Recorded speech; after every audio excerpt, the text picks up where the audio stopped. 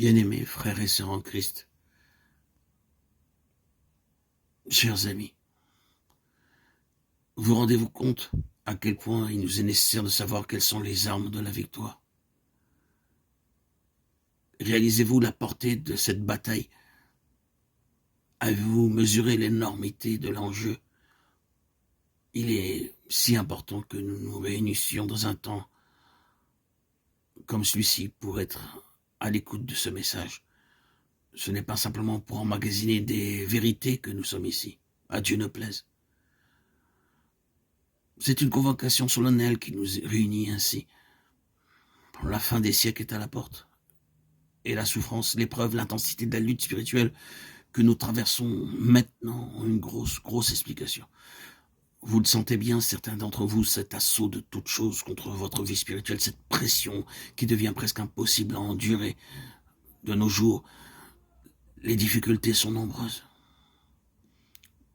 Chers amis, chers auditeurs, auditrices, il y a une explication bien précise et une explication dont les dimensions dépassent tout ce qui ait jamais existé.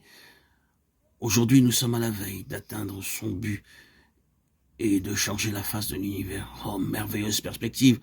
Et tout cela, bien aimé, à son théâtre d'opération dans la vie des saints. Nous sommes là, dedans, en plein dedans. Tout cela a lieu en nous. Peut-être pensons-nous quelquefois que la lutte serait beaucoup plus facile si nous voyions un dragon dressé devant nous, si cette image prenait corps et devenait une réalité. Nous saurions en quoi nous en tenir, devant quoi faire face. Est-ce que nous avons à faire? Mais c'est cette tension spirituelle, ce fait d'être constamment aux prises avec quelque chose qui se présente, non pas sous la forme pure et simple d'un antagonisme à ciel ouvert, d'un corps à corps avec l'ennemi, mais qui vient à nous le plus souvent dans ce que nous appelons les choses de tous les jours, les circonstances domestiques, les affaires, bien cachées, dissimulées. Oui, c'est là que la bataille fait rage. C'est par ce chemin-là qu'elle vient à nous. Et encore une fois, nous voyons une explication merveilleuse, subliminale. Et ce dont nous avons besoin, mes chers amis, c'est de la grâce de Dieu. D'une mesure plus grande de la grâce de Dieu pour être puissamment fortifié dans notre être intime, au plus profond de nous-mêmes, dans nos entrailles. Oh, pour tenir la doctrine ne suffit pas l'enseignement. L'enseignement ne nous mènera pas loin. La connaissance n'est pas nécessaire. La lumière en tant que lumière seulement n'est pas toujours l'équivalent de la puissance dont nous avons besoin. Non. La puissance, c'est la capacité de tenir jusqu'au bout.